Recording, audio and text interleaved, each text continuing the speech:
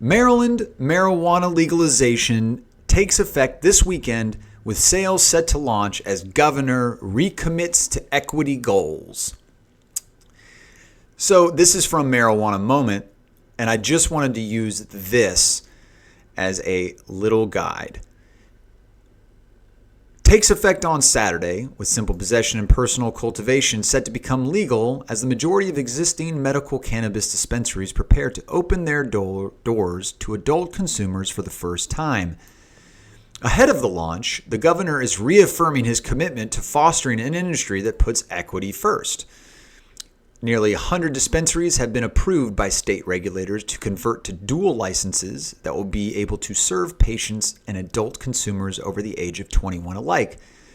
They'll be authorized to sell to both groups starting July 1st, when legalization takes effect under a ballot measure approved by voters last year.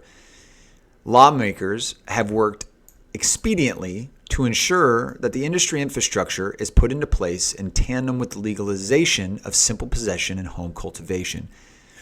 Governor Wes Moore signed legislation last month to establish a regulatory framework for cannabis sales to achieve that goal. At a Cannabis Regulators Association conference in Maryland on Monday, Moore said that historically, cannabis policy has been used as a cudgel to oppress, jail, and discriminate against our fellow citizens, especially people of color, and the war on drugs didn't just fail it, it made us weaker as a nation. That's the truth. But now, a new chapter in the story of cannabis in America, focused on equity and economic growth, said it's time we moved away from the false choice that says we must pick an economy that is equitable or an economy that is growing. We can and will do both. In addition to 94 medical cannabis dispensaries that have been approved for adult use sales so far, the Maryland Cannabis Administration, MCA, announced earlier this month that it has approved 38 cultivators and manufacturers to supply the new market. That's a lot. I don't know. Interesting. In order to operate on or before July 1st, an existing medical cannabis licensee or pre-approved entity must pay the conversion fee and convert their license to a standard medical and adult use license. Standard cannabis licenses will be valid for 5 years and will authorize a licensee to grow, possess, or dispense both adult use and medical use cannabis. Who choose not to convert may continue to hold their license for resale. So you can pawn it, but may not operate under the license beginning July 1st, yesterday, as of today, 7/2. And again, happy 4th of July weekend. Last month, MCA released a first batch of rules for the industry to the Joint Committee of Administrative, Executive, and Legislative Review, a key step to stand up the industry before legalization is officially implemented this weekend. The rule sets definitions, codifies personal possession limits, which we're going to show you in 1 second. Earlier this month, the State Department of Commerce in Maryland started accepting applications for grants to help existing medical marijuana businesses convert into dual licenses that can serve the market. Under the referendum that voters approved in November, legalization of possession, I'll get into this in 1 second. So, congratulations, Maryland. You're more free than you were last weekend. That's great. Let's keep doing it. So, Maryland residents, like the majority of Americans, prefer a policy of cannabis legalization and regulation, and they are rightly moving away from the failed policies of criminalization and stigmatization. Amen. So, let's take a look at more of the details. Let's get the facts from a local news source in Maryland. Use the Odor. Well, starting on July 1st, law enforcement officers will no longer be allowed to use the odor of marijuana as probable cause to search a vehicle. Lawmakers who passed the bill say since possession will no longer be illegal, then the smell of marijuana shouldn't be a reason for police to search someone's car. Governor Wes Moore allowed the bill to become law without signing it. Law enforcement agencies are critical of the change, saying it limits officers' ability to do their jobs. Harford County Sheriff Jeffrey Gaylor predicts there will be an increase in violent crime. Since March of 2022, the Harford County Sheriff's Office says it has recovered 19 guns from vehicles they searched based on the odor of marijuana. We, as a profession, remove so many illegally possessed firearms from the hands of criminals who are going down 19. The road based on the odor of marijuana. And now Gaylor says that while marijuana itself doesn't cause violence, the criminal element around the black market selling the drug is dangerous. Criminal defense attorney Brian Thompson says time will tell on if that black market continues, and says a big factor will be the 9% tax for adult use cannabis. It'll be interesting to see how the taxation plays out in that realm, whether they keep the taxes high enough that a black market ensues. Because again, the violence, gun violence in particular, has increased significantly over the last 5 or 10 years in marijuana-related distribution activities in Maryland. On July 1st, officers will still be able to search vehicles if they find probable cause another way. Tonight at 5, we'll see the process from seed to sale. Get a look at how marijuana plants are grown, processed, and turned into various products from chews to topical creams and more. You'll also hear about the concern of possible shortages and efforts to stop that from happening. We're also putting all of this information together in one place on our website. It's WBALTV.com/cannabis. In the newsroom, Kai Reed, WBAL TV 11 News.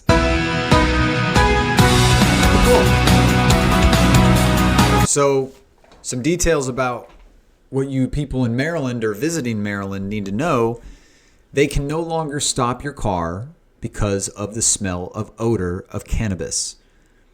Now, you should never roll dirty and ride dirty and smoke in your car anyway. Or at least, at the very least, have some air fresheners in the glove box ready to go so you can fire them up at a moment's notice. But anyway,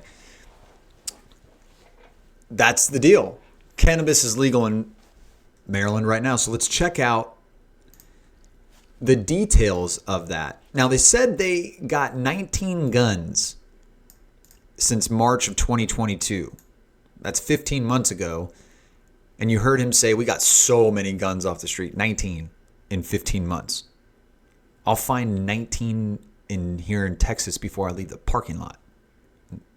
But so 19 guns they're missing out on. But this is interesting because this article from Bel Air, Maryland, filed June 29th, 2023, is very interesting because it says that Wes Moore allowed the bill to become law without signing it. And that's interesting because in other articles it says he did sign it. He signed a flurry of bills, but as of this moment, it has become law, but he has not signed it. Meaning, he's not vetoing it, but he's not putting his signature on this. Now, I did read that he has put his cannabis holdings in a blind trust. So I don't know what this article is different than this one saying he did sign it. So I emailed him and asked, what's the best way to get an answer? You just ask somebody. So I emailed him, and I'll show you that. And it says, Governor Moore. And I notice I emailed everyone from his team, all the PR people and the press secretaries. I'm reaching out to you on behalf of Cannabis Quarterly about Maryland's legalization that takes effect this weekend. I have a few questions. Why specifically did the governor choose not to sign House Bill 556 regarding cannabis reform? As a Democrat, he's a Democrat. does he disagree with the law that bans odor as probable cause to search a vehicle? Now, all of his statements would say that he doesn't, right? All of his statements would say, he made the right statements. He said equity. He said war on drugs. He said a lot of good things. But as of this article, he didn't sign it. I don't know why. And I emailed him, and if they did, you feel like that would be a very easy gotcha, idiot guy, wannabe Brett Cannabis Quarterly guy. They'd say, yeah, he did sign it, and here's the thing. That's a very simple copy and paste. But they didn't say anything to me. So we'll wait for that response. I sent it yesterday, a little late, but I didn't think to do that until, that time. So if I get a response, I'll cover it. If I don't, then that's the way it stands. So let's look into how you could still get into trouble and what are the regulations and nuances of what you can and cannot have on you. Let's check it out. Maryland prepares to legalize cannabis for adults 21 and older. There are still several legal questions on people's minds. All this week, we're getting the facts on marijuana in Maryland. You're limited on how much you can possess and buy in each transaction. And as we've reported, it's 1.5 ounces of flower, which is typically purchased at 1/8 of an ounce, so you could buy 12 grams of concentrated cannabis, which would include vapes, or a total amount of THC in cannabis products like chews or gummies up to 750 milligrams. While you can have that amount on you, state law says you're not allowed to sell it. One attorney we spoke with says you could have less than the legal limit and still find yourself in trouble with the law.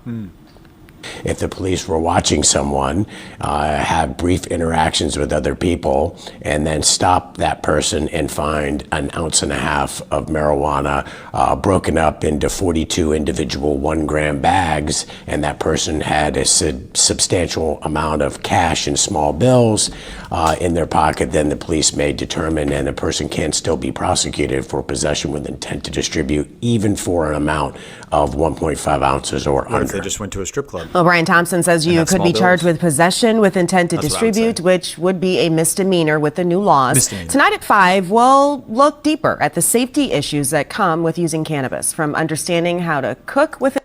So, that's cool. It properly, to knowing what to do if you think you're using too much and need to get help.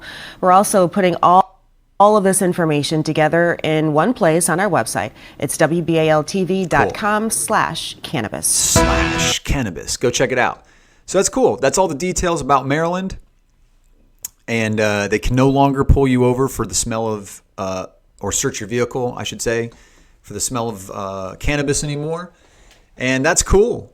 That's really cool. Congratulations, Maryland. Happy 4th of July up there. I'm happy for you all. I'll have to get up there and visit. Hopefully you make some money, grow some good plants, and start getting along more, because that's what weed does, bring people together.